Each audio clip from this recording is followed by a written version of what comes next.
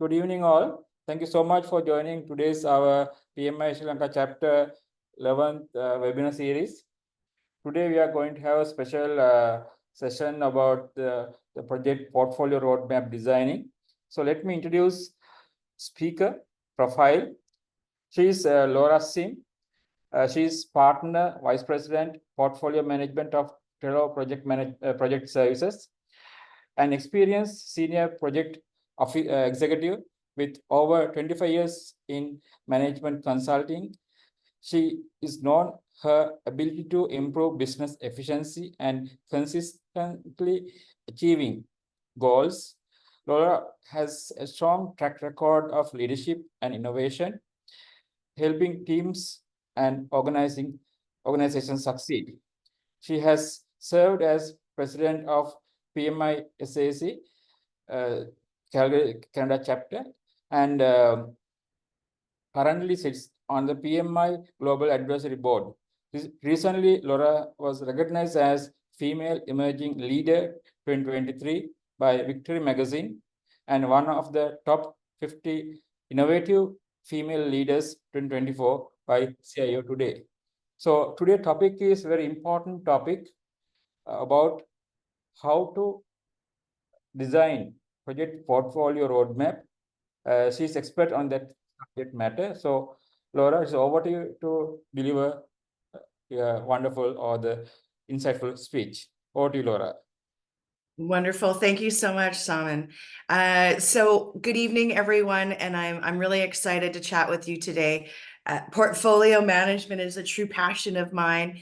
And I was gifted the opportunity to actually do portfolio management for the Olympic bid that Canada was going to be going through in order to bring the Olympics to Canada this coming year for the winter. And it was such a passion of mine for a couple of reasons. A, I love portfolio management, but B, I love sports and I love my country. So the opportunity to do something for my entire country and build something so special felt very rewarding and exciting to me. And then I got into it and thought, oh my gosh, what did I say yes to? So today we're going to be talking about portfolio design. And we're going to be using the case study that I went through, the journey that I went through for the Olympics. It is going to be very interactive. So I would ask that you put comments into the chat when I'm talking about certain things and looking for feedback. Also, I would love for you to have questions for me, because that's what I'm here for us to grow and learn together, because every question I get asked makes me a little bit better too. So please be interactive as much as possible today. All right, so I don't think we really need to go through too much of what we're going to talk about, because we're going to be talking about it. But please know that we'll be talking about an entire placemat that I created in order to do the Olympic bid, which includes portfolio definitions, the mandate, the goals, the types of workshops that we would actually do, the work streams of which we created in order to achieve the Olympics. So here we go, on to our journey. If you guys could scan the code here, I would love to find out who is in the audience.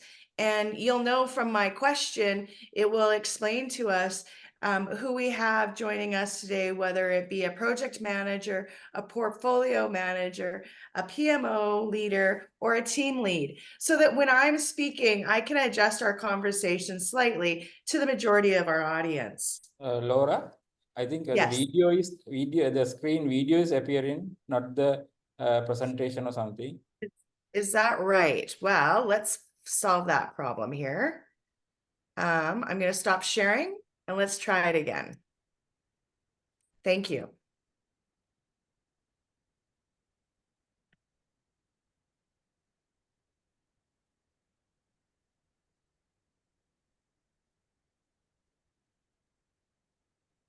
If it wasn't for technology, where would we be? Yeah.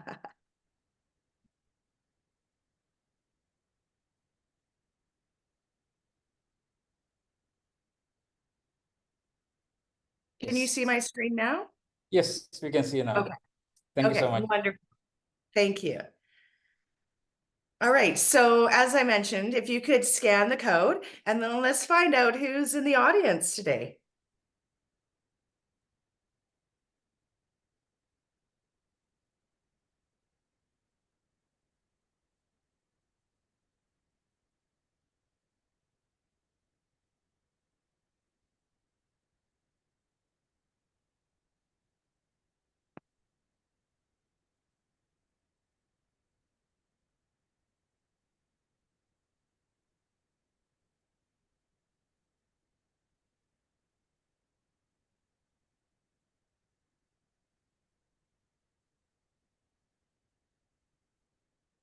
Looks like we have a great variety of people that are joining us today, which is always fantastic because portfolio management's for everybody.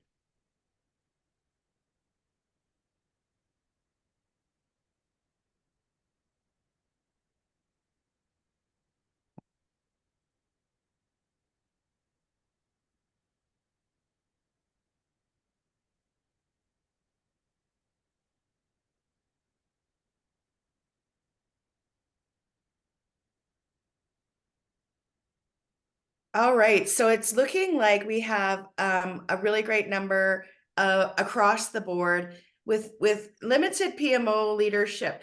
Now my question would be, is that because you guys use a different term other than PMO leader? Is it just because this topic wasn't boring to the PMO leaders? I'm just joking. Just curious what people's perspectives are on PMOs in Sri Lanka. And you can put that into the chat and we can reflect on it as we go.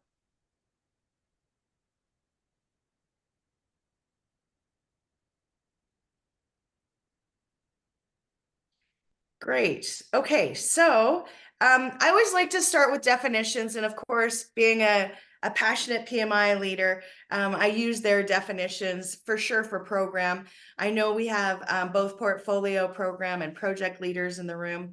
So the program really is defined that you can have a multitude of projects or streams of work in order to achieve success for the capital funds of an organization. That's kind of it in a nutshell. And the intention is that everybody that's working on the projects, the streams of work, really are focused in one very small area in order to achieve something great for the organization. Like, for example, building a building. Everybody's focused on building that building and making it a success. Project portfolio is bringing multiple projects to get programs together, bringing multiple portfolios together in order to achieve efficiency on the capital spend of the organization. So what does that truly mean? Well, an organization has their operating dollars and their capital dollars, and 98%, that's right, 98% of capital dollars is spent on projects. So we are the reason why an organization moves forward. And that's why portfolio, program, and projects are so critical to the success of an organization. Their capital spend, the money that they only get for that year or for that 2-year period, however their company is defined, is set up to make them move forward, to make them more efficient, or to stabilize them. And today, I'm going to be talking about something that's slightly different from an entire capital spend of an organization, but rather just a single portfolio view. Although it was for an entire country, it was still only a single portfolio versus multiple portfolio streams that one organization would typically have. And that was to build the Olympics. So now I'm just going to share my reason why I said yes to this assignment. As you heard from my description when I was first introduced, I have been working in this industry for over 25 years, and I've had lots of opportunity to work in different areas. And in fact, I've worked in 17 different industries supporting organizations. I've worked for large firms like KPMG and Fujitsu Consulting that allowed me to go off and see the world and learn so much more about what different industries offer the world. And so when I was offered this assignment, I was very excited. I shared with you already my excitement, but this is just a little taste of the passion that I had immediately when I said yes. And I just want to share that with you briefly, because I believe we all deserve to be really passionate about why we say yes to an assignment. And there we go. Just going to make this big. Okay. This was my yes. Bobsleigh is not a sport for the weak. It's not really the Cinderella princessy sport. We're definitely a lot rougher. Faut travailler fort, être parmi les meilleurs au monde. Fait qu'il faut juste que tu suives le train ou tu essaies de guider le train en avant.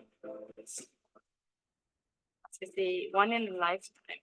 On dirait que c'est un rêve que tu vis, mais non, c'est la réalité.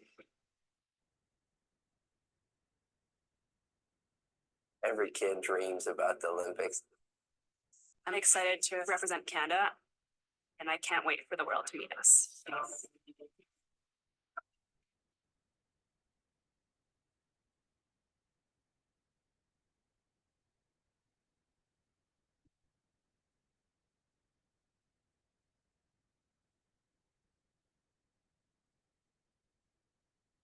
So that was my why. And it really inspired me to think about what is it that we're trying to achieve. So it was getting out and chatting with the athletes, having those conversations with them that really was impactful to me.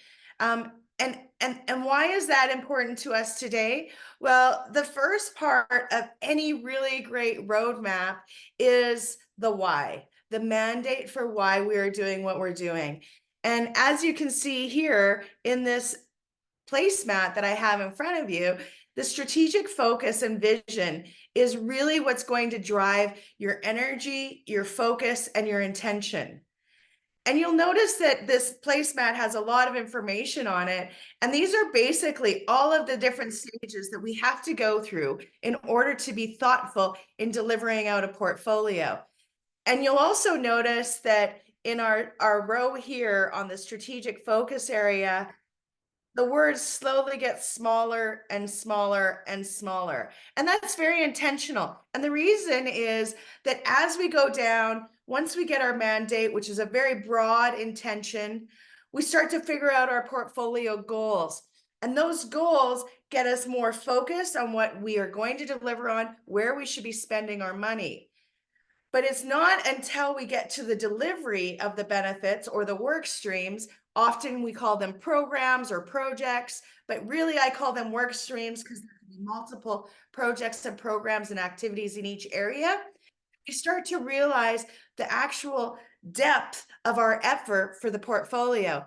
And then finally we get down to the tactics, which is what goes into that work stream. And that's your programs, your projects, your activities. And people are like, well, why do you call it activities? Why wouldn't it just go into a project? You could have one single activity that you need to do in order to achieve a successful portfolio that really doesn't fit in a project or a program. It could be as simple as making sure we have a cleanup crew after an event. So sometimes, does it really need to put the effort into a project? Maybe not. We simply would create an activity. So this is what we're going to be talking about today, and I'm really excited to have this conversation with you. Throughout the course of this, I'll pause to see if there's any questions in the chat, and then we'll continue on. So feel free to interrupt me as we go through asking questions.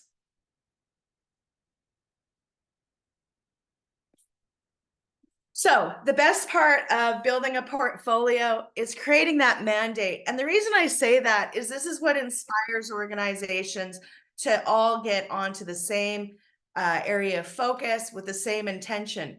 And for me, it was so easy because we already know about the Olympics. I'm already incredibly passionate about the Olympics. So it was very easy for me to picture what we were going to do. But the challenge was I had so many stakeholders, and we'll be talking about the stakeholders closer to the end of this discussion. But if you can imagine, I had my federal government impacted.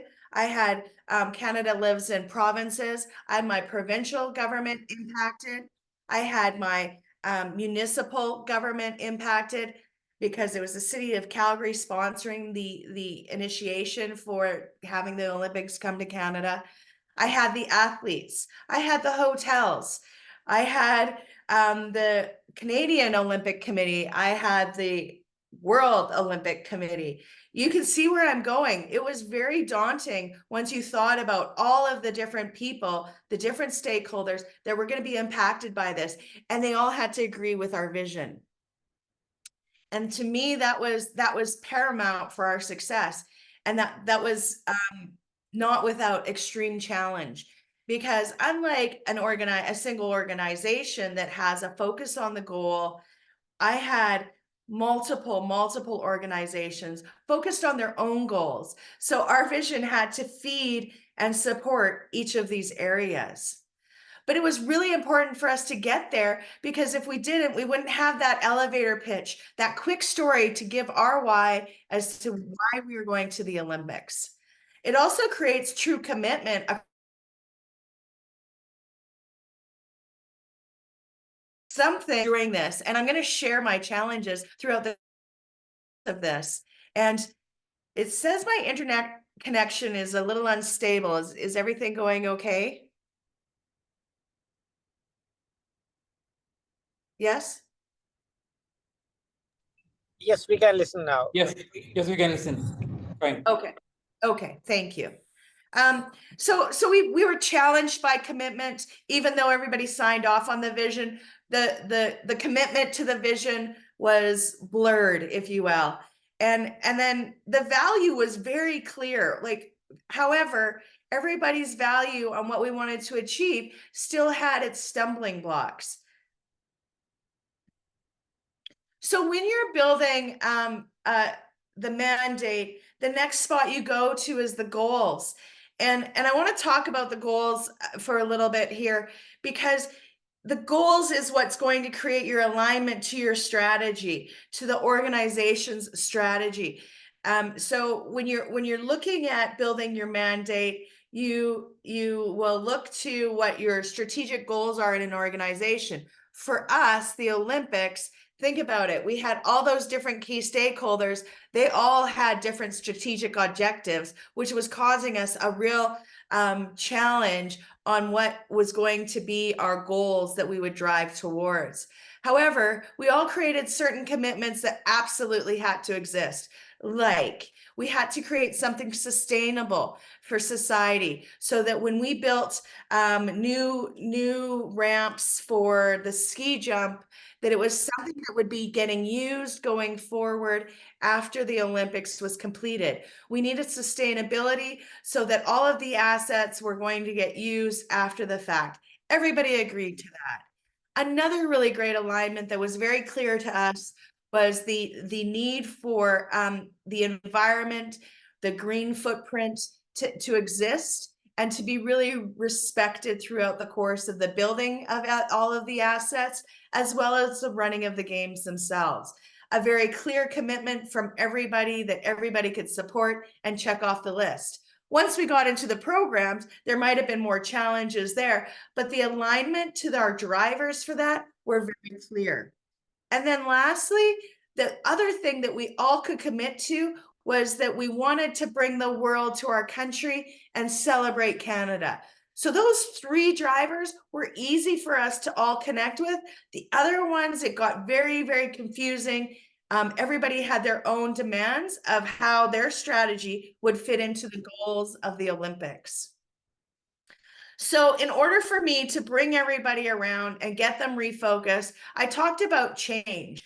Why do we want to do this? So that it wasn't so much about their own personal needs, but it was more about the athletes and the Olympics and bringing the world to us. And so it was the change. What is our reason for doing this? Why are we wanting to put all this energy in? And let's actually put a conversation together about what change can truly mean for Canada by bringing the Olympics here. And that actually allowed all of the different government bodies to come together, maybe only briefly, but to come together and have a thoughtful conversation about that.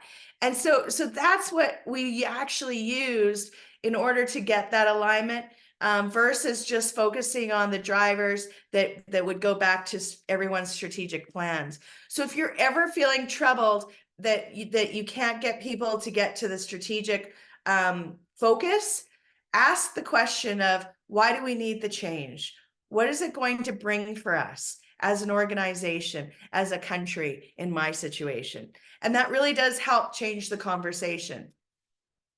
Obviously, when you're asking about the change, it then allows you to think about the value that you're going to tie back to the organization, or in my case, the organizations, because there was multitude of them. And then hopefully by the end, you can create that commitment to then sign off and move forward. My steering committee and executive leadership was the largest I'd ever seen on any assignment. And so I'm gonna focus a little bit more on what would be more logical to talk about just for a brief moment when it comes to steering committees and executive leadership. So when you have a portfolio of work, as I mentioned earlier, this is the majority of the capital that you're going to spend for the entire year, 2-year, 3-year commitment, that you really do need true executive sponsorship. You need a C-suite person involved that's actually signing off on your portfolio. Otherwise, you will drown. And what I mean by drowned is you'll be inundated with people that have pet projects, pet assignments, that aren't necessarily driving back to the ultimate goal of the organization.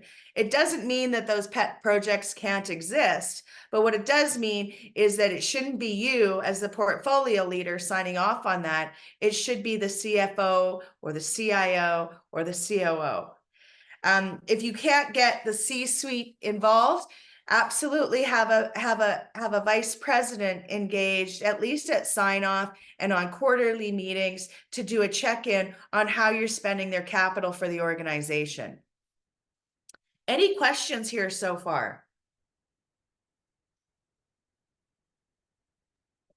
Wonderful. Okay.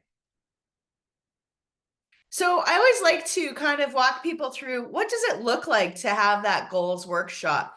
As I mentioned, the audience should be that key executive stakeholder group.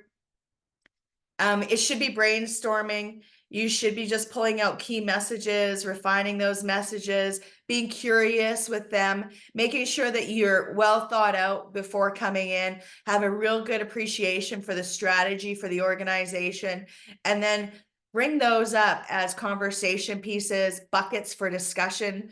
So as I mentioned, for the Olympics, we're talking about environment, we're talking about world stage, and we were talking about sustainability. So those were my first talking points with this group. We had to have multiple workshops because, as I mentioned, our stakeholders all had their own needs.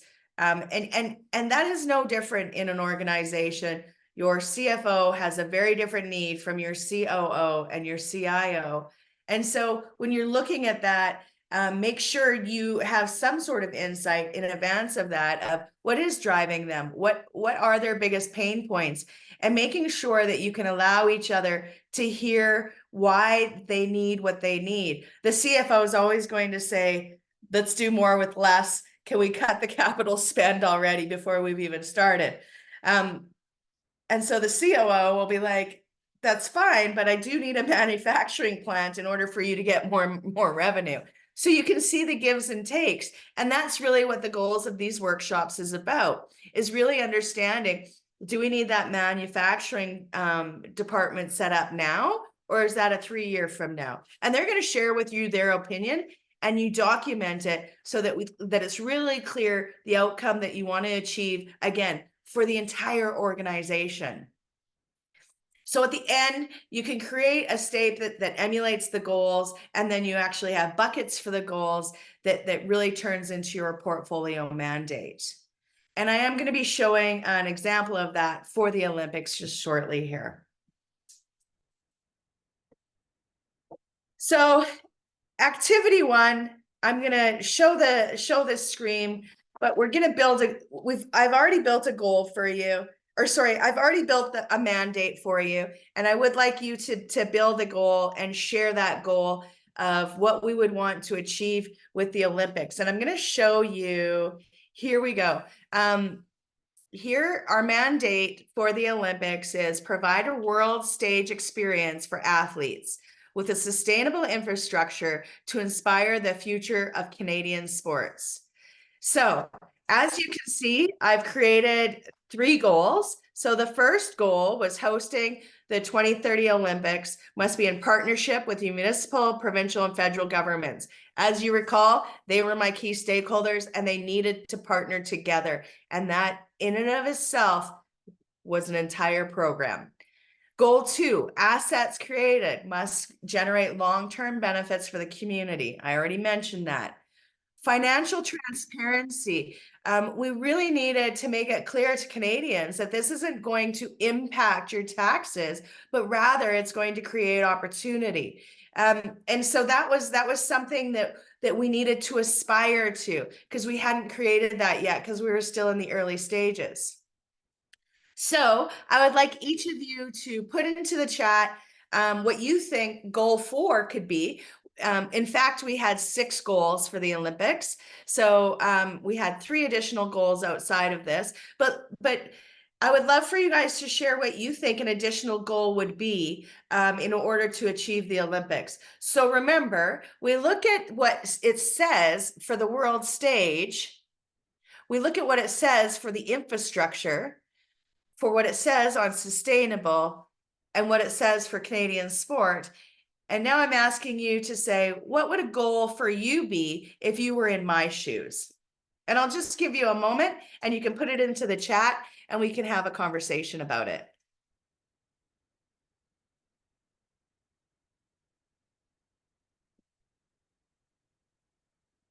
And if you have questions, please feel free to ask.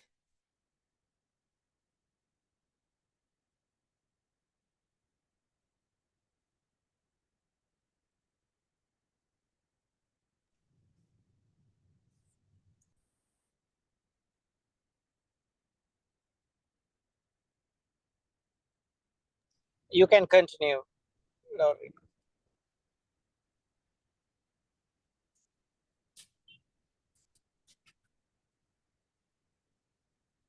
Can you hear us? I can hear you. Yeah, feel free to share. Sure. You can continue because most of the time people ask question at the end, so you can continue. Oh, so nobody's going to put in what they think a goal would be? Yeah. Okay. All right. We'll just move on then. I Right. put one as rivals to in Canada. Number of arrivals to see the Olympic to increase. That could be a goal. Yes. Tourism.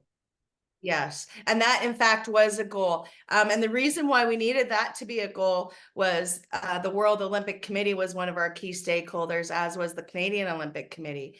And they were in a real point of struggle. And in fact, for those of you who watched the Paris Olympics, although there was a lot of controversy, the viewership increased extensively. So that goal was a success. So thank you for sharing that. The intention of trying to increase the engagement of people watching the Olympics, people getting back involved in the Olympics is paramount to both the Canadian Olympic Committee as well as the World Olympic Committee. And so that had to be one of our goals in order for us to be chosen just to move forward. So thank you for sharing.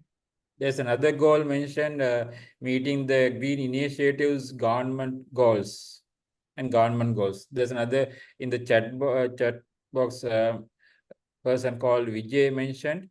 And there's another one from Vishwa, goal, an event that fosters the country's cultural presence, economic presence. Yes. Yes, absolutely. So the Green Initiative was huge. We had it as part of our goal underneath our assets, creating assets with green intention, but we actually had a specific work stream that was solely focused on the green, the betterment of the environment. and fostering country's culture, presence, and economic presence.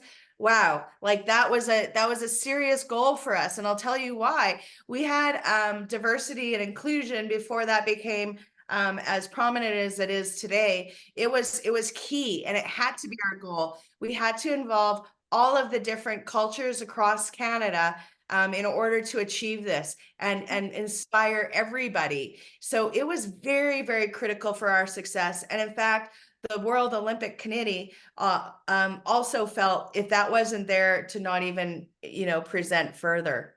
So yes, these are all fantastic, fantastic examples. Thank you.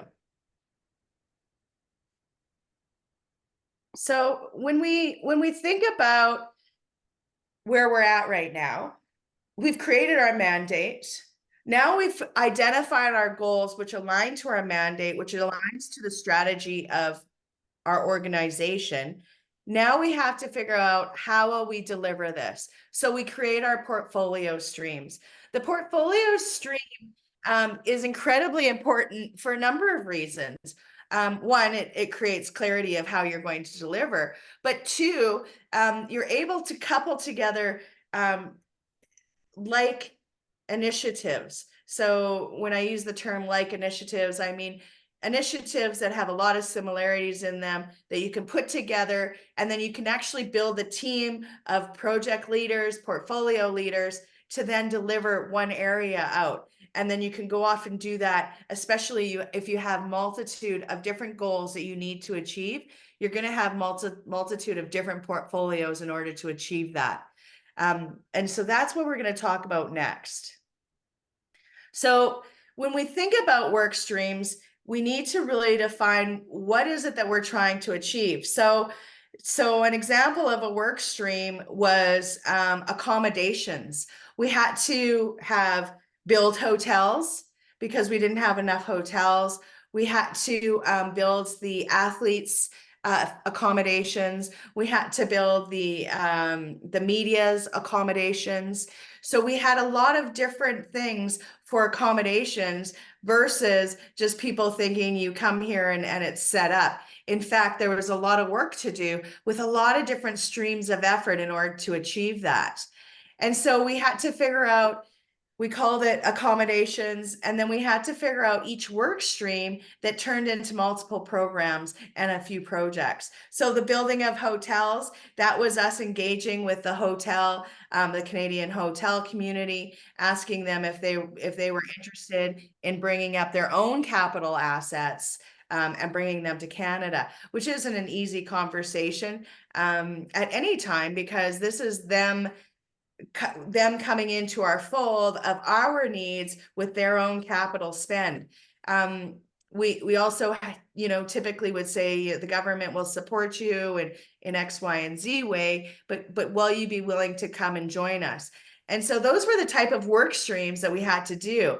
And then similarly, like any project, we had unique needs, and we created those separations that went down into the work activities that we'll be talking about shortly.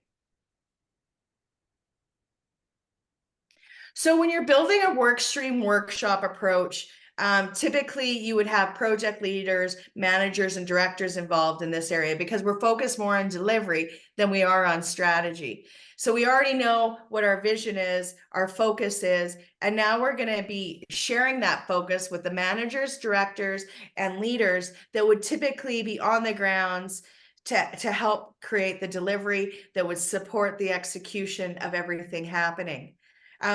We would make sure that everybody understands the mandates and goals. They're not there to change them. They're there to understand that and understand them. And that was an important differentiator for anybody when you're building a work stream.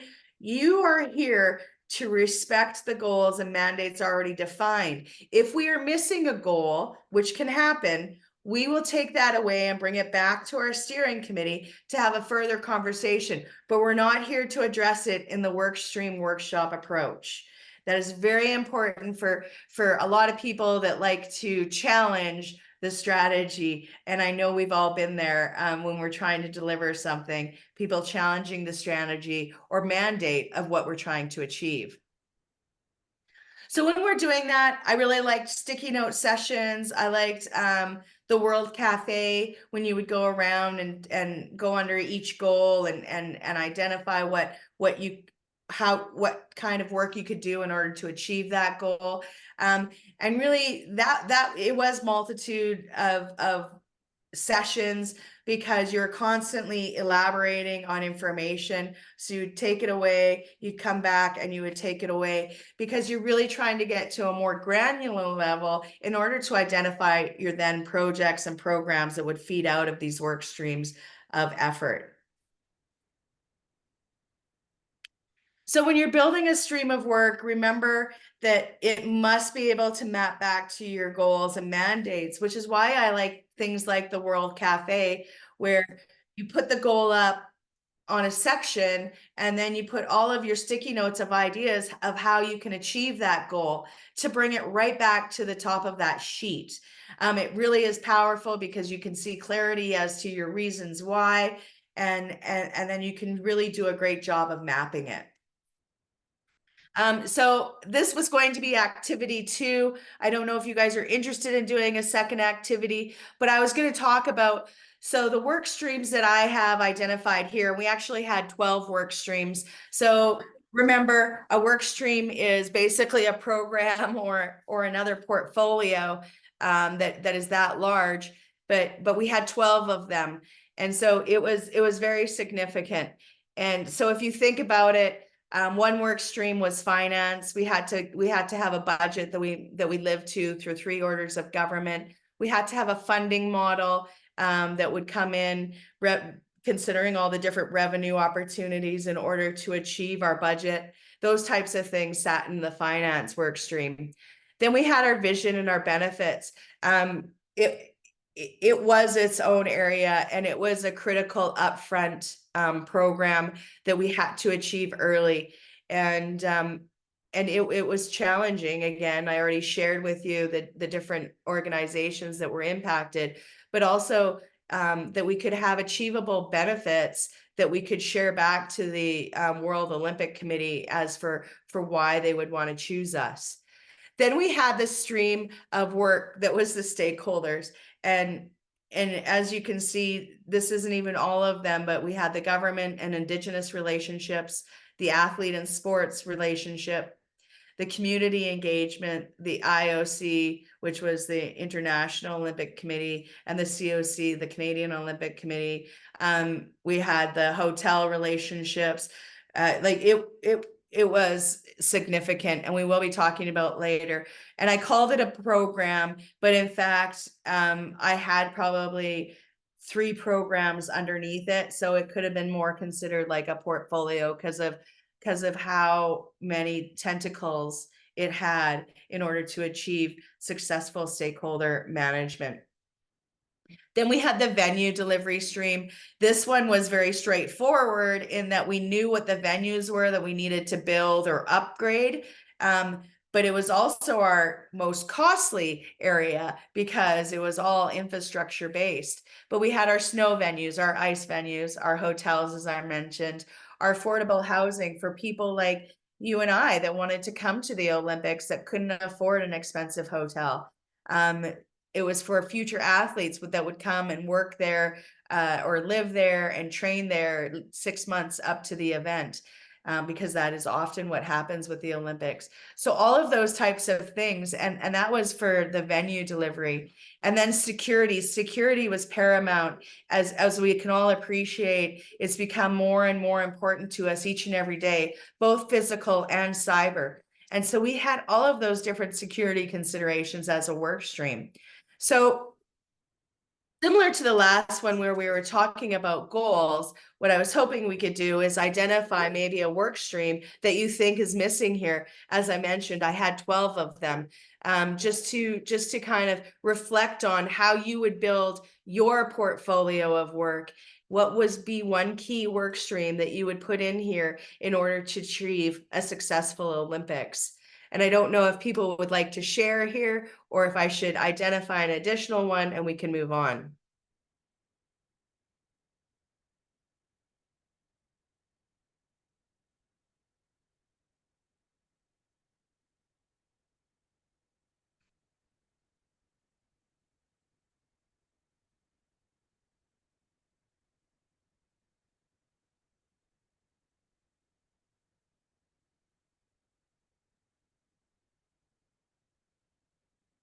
there's a question, how do we prioritize projects, programs within the portfolio? We can take it at the last, I think. This, I think, Okay. asking, yeah, there's a Sure, question we'll about, take that question at the last, and then yeah, we'll use communication as one of the work streams.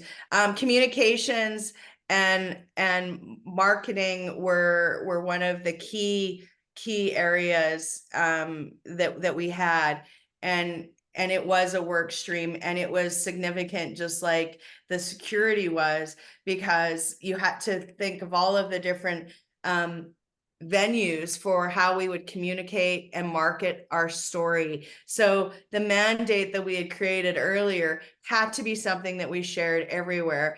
And then our goals had to be something that we shared everywhere, so people could really connect with our reason why we wanted to move forward across all of Canada, why we wanted to move forward in order to bring the Olympics to Canada.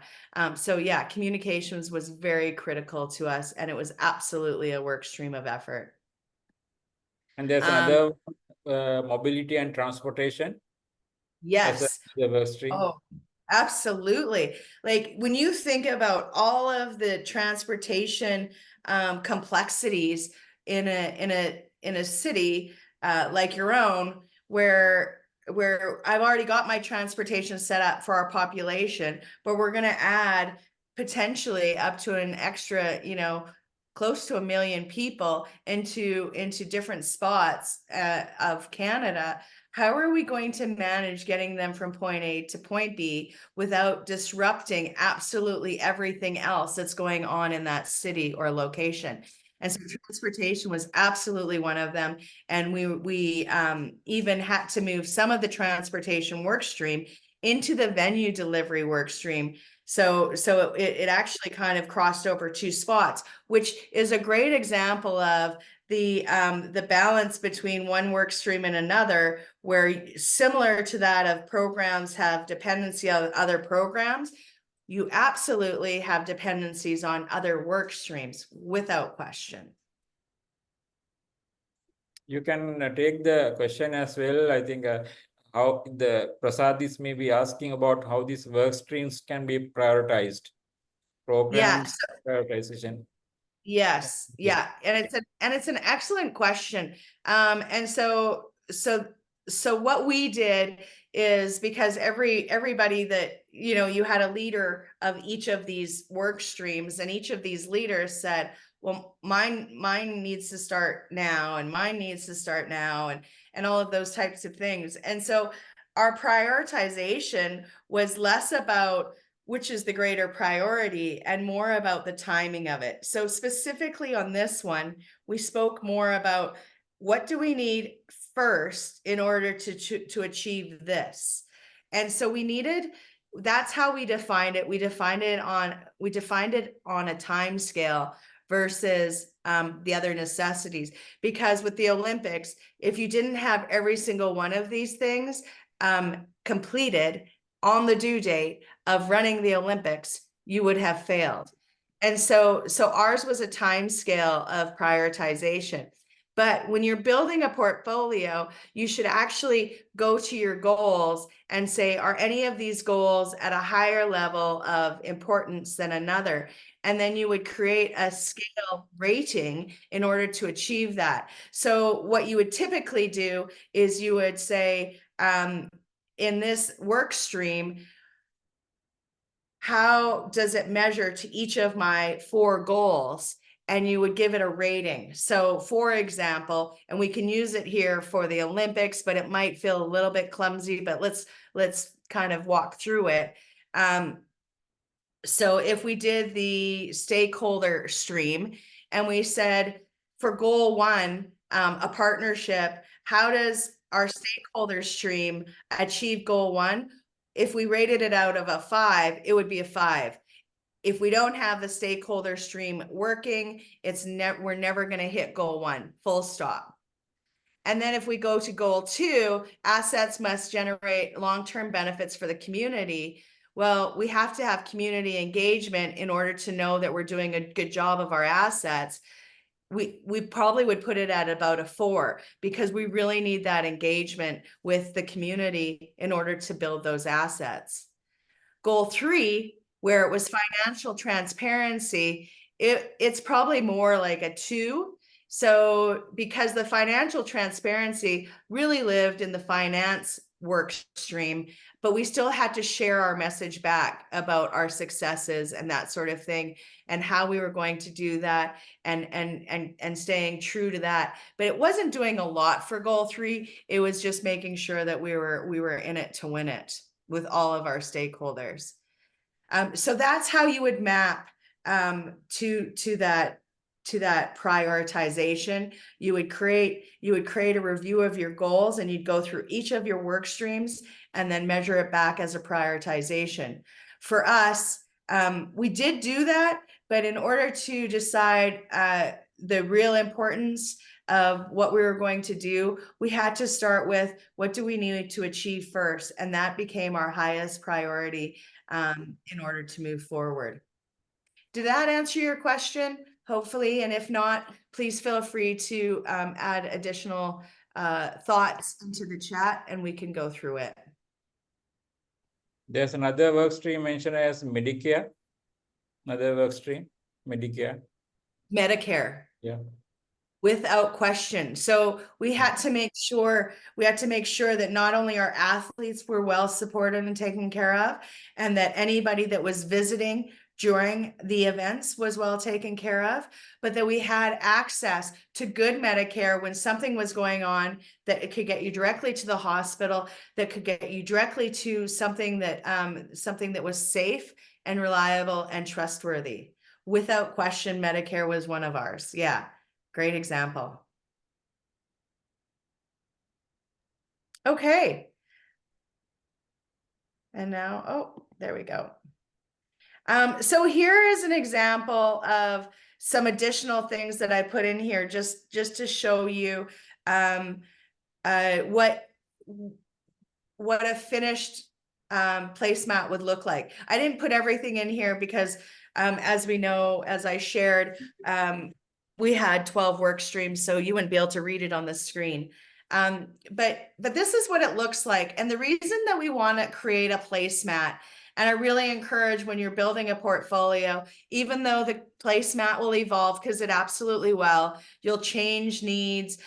Your goal might have to realign because of something dramatic that's hitting your organization or hitting your country. And it will realign. COVID is a great example of how changes to organizations happen every day of what they wanted to achieve or needed to achieve. So, but to create a baseline of understanding, this is an easy way to communicate out what is it that we're trying to achieve within our portfolio. Well, we start with our mandate. We drive it down through our goals to create better clarity. And then from there, we do our alignment to all of our different streams of work.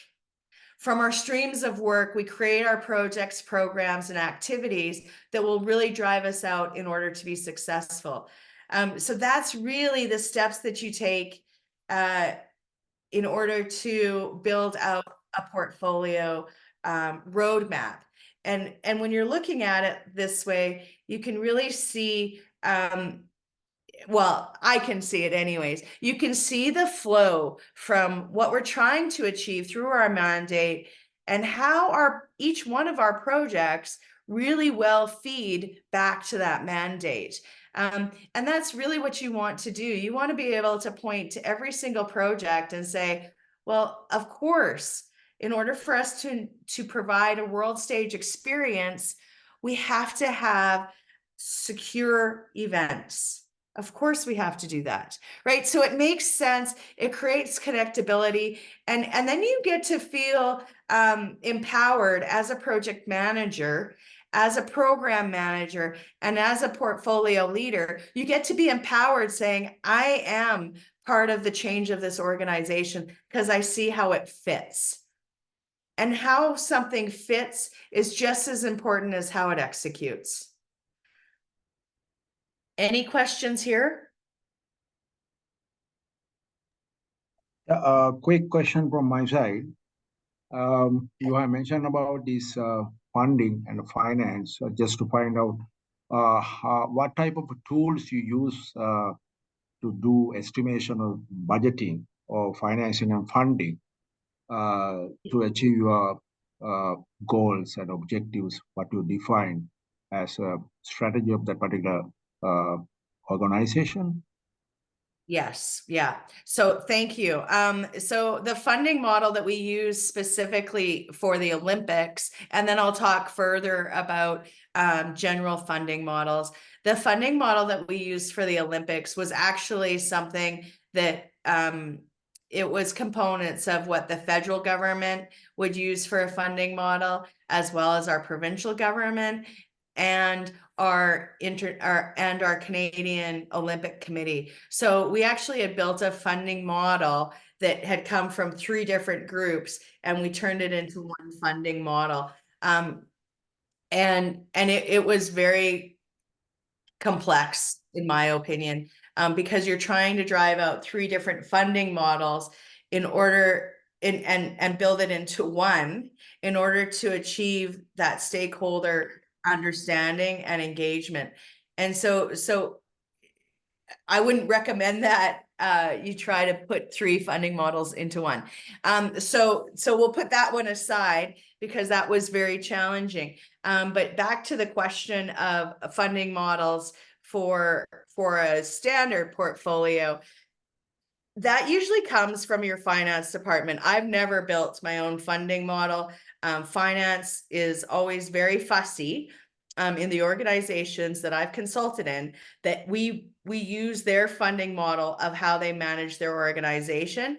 And so it's basically like a little snippet out of their larger organization funding model. They will give you a component of it and say, this is how we want you to manage your funds. This is how we want to report in on your funds. And this is how we want you to track your funds. And so all of those funds typically came from the finance department of how they wanted it seen, viewed, and reported on and managed. Okay, thanks. You're welcome. So I really wanted to take a moment and talk about the key stakeholder challenges that we had. And you know, I've shared it here, but I really wanted us just to put it on the screen for a moment and allow it to soak of the complexity of what we were dealing with. And the second you put all of your key stakeholder groups on a screen or on a wall, and you start to break down all of their needs, it's a lot easier to then create a vision of how you're going to achieve that. And so people or groups that when they're building their portfolio don't do a stakeholder analysis as part of their portfolio really typically do fail with some, if not a good majority of their projects and programs. And the reason I say that is because it starts with the portfolio. So although you will do that in a program or a project, and you still have to do that in your program and projects, if you're not doing it when you're building your portfolio, you're going to miss a key stakeholder on how you use your capital dollars. So we're looking at the entire organization in order to achieve that. For us, we were looking at an entire country. If we had missed any single stakeholder while we were building out our portfolio, we were going to fail. And in fact, that's why we did fail. We missed we saw the Canadian citizens as our key stakeholder group, but we didn't focus on Calgary. So Calgary is my hometown where I live and work. And that's where everything was developed. And so the city executive leadership came from the Calgary community. And the initial funding for this, although the federal government and provincial government contributed, we were still in the early stages of the approval of us putting our name forward for the Olympics. And that was really Calgary driven. And what we didn't do is we didn't break out the Calgary community from the Canadian community.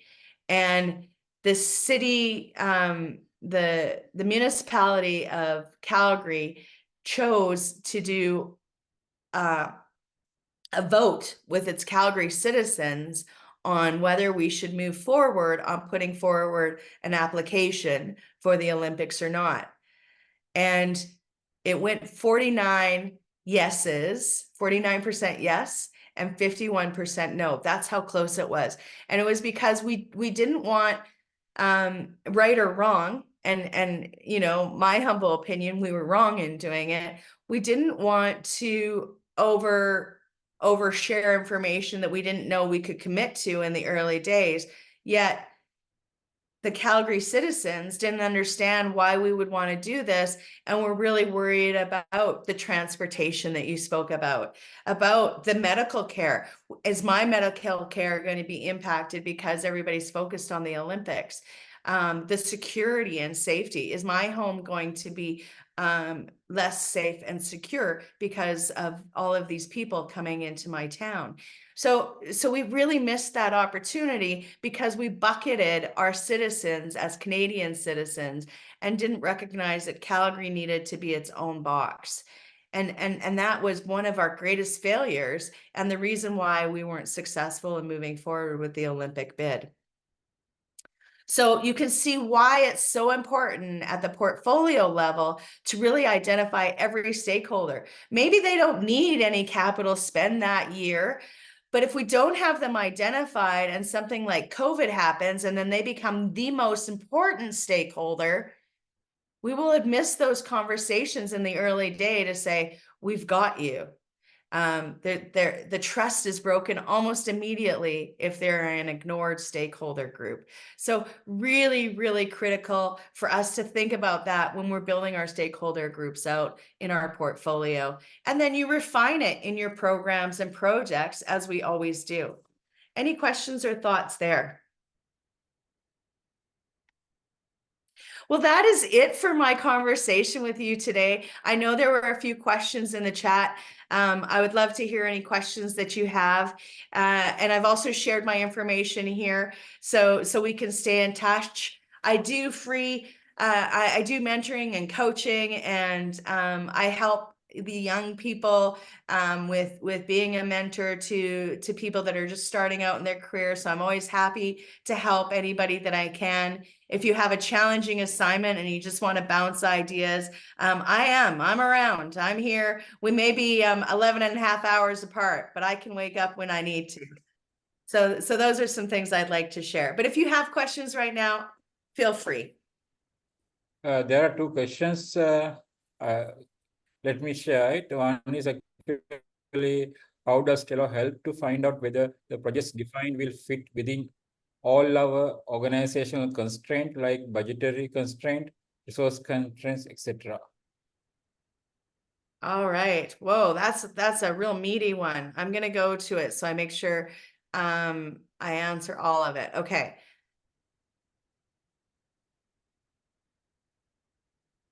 So the big part, and this is a great question, and I didn't talk about it here only because, you know, we only have an hour. But the constraints on a portfolio need to be addressed first and foremost. So you have to identify those constraints both from a budget, resourcing, and capability perspective.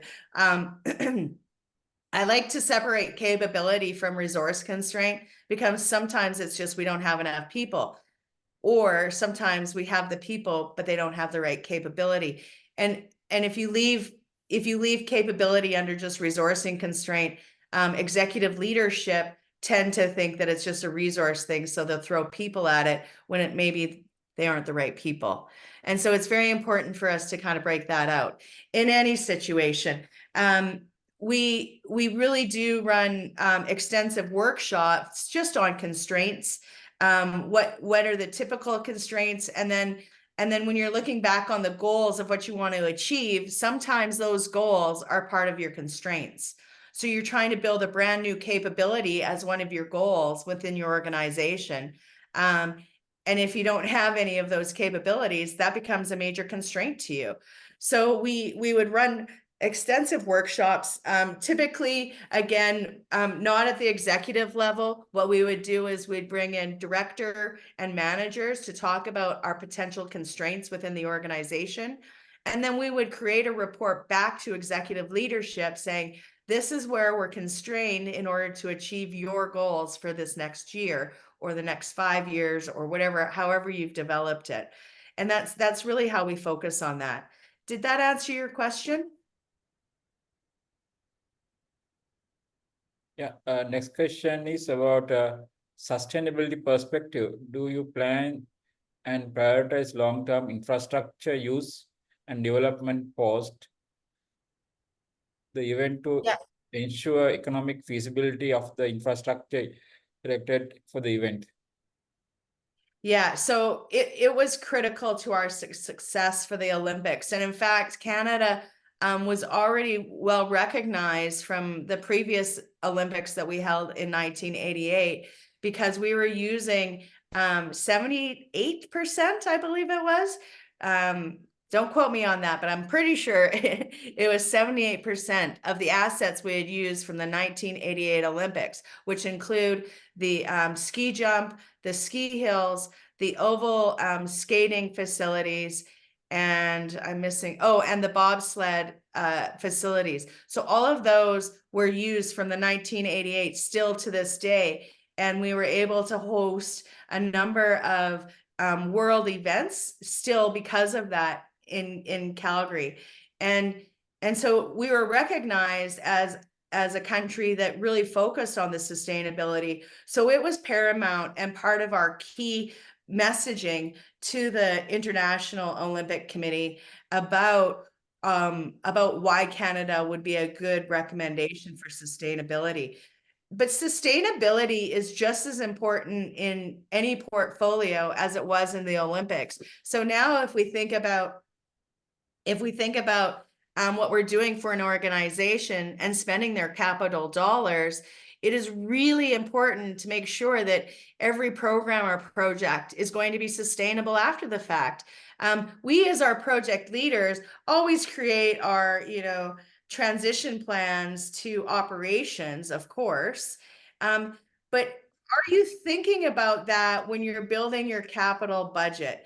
And so when you're building that portfolio and you're trying to achieve their goals, you should constantly be referring back to, can your current operating budget support the capital initiatives that we're going to deliver?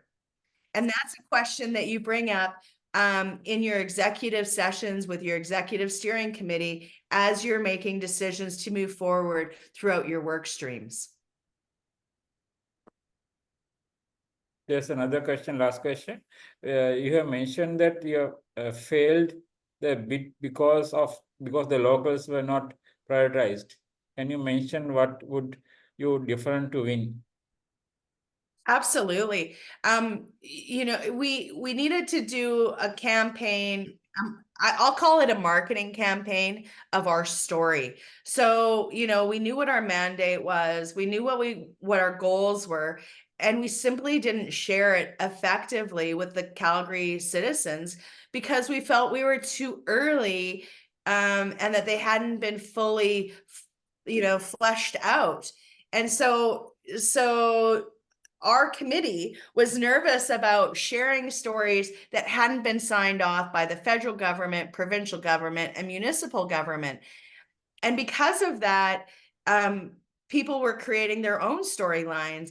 And that's why we lost and I use the term loss because we lost bringing the Olympics to Canada. And to me, that is a loss. And so what we didn't do is we didn't just start campaigning about the opportunities because so many people were afraid that, well, the provincial government didn't sign off and the federal government didn't sign off. So can we really share this message today? In order for one single message to go out into the paper or the media, I needed 8 signatures. So imagine how fluid that was. It simply wasn't. We didn't have the right structure. We didn't have the right engagement from all the orders of government in order to be agile enough to respond to the demands that the citizens needed answers to.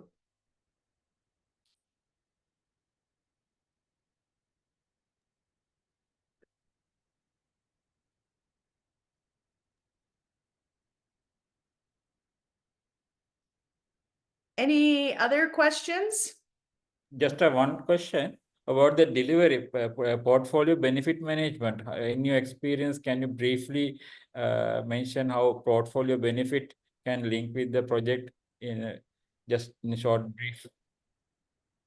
Yeah, absolutely. If you're building a strong portfolio that aligns to all of your strategic goals of your organization, it's really easy for the projects to then align. And similarly, similarly to how you prioritize your work streams, as I earlier mentioned, where you're doing a measurement against the goals, you would be doing that within your individual projects as well. So you're going to be like tailoring it, saying, in order for us to do this project, we're hitting all of these goals effectively.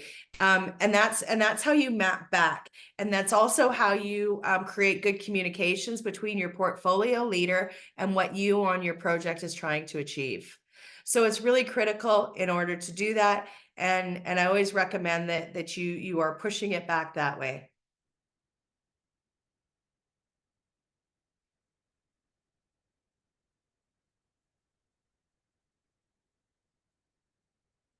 Any other questions, or are we good? Can I have a last final question? Laurel? Could you please Yes, let me know please. any like a major lesson you learn from this project or program? Well, I learned a lot, as you can tell. It was very extensive, and it's without question the largest, most complex program portfolio that I ever had to build and deliver on. My greatest learning was when you have that many different orders of government involved in an initiative, it will be difficult for you to be successful, and you need their buy-in early. So like almost like pens down if you're not getting their buy-in, because otherwise you're not going to be successful. And instead I continued to move down the path and try to build things, and I reworked so many things because they would only show up to the table every so often, and I needed them there every day. And so I think that my number one learning is that, and I ask of it all of the time now, is how much of a priority is this for you? And if you're not available, are you allowing me to challenge you on your availability in order to make sure that we're going to be successful? And I ask that question of my clients now, because I think it is that important. And that was my biggest learning. Stakeholders, stakeholders, stakeholders.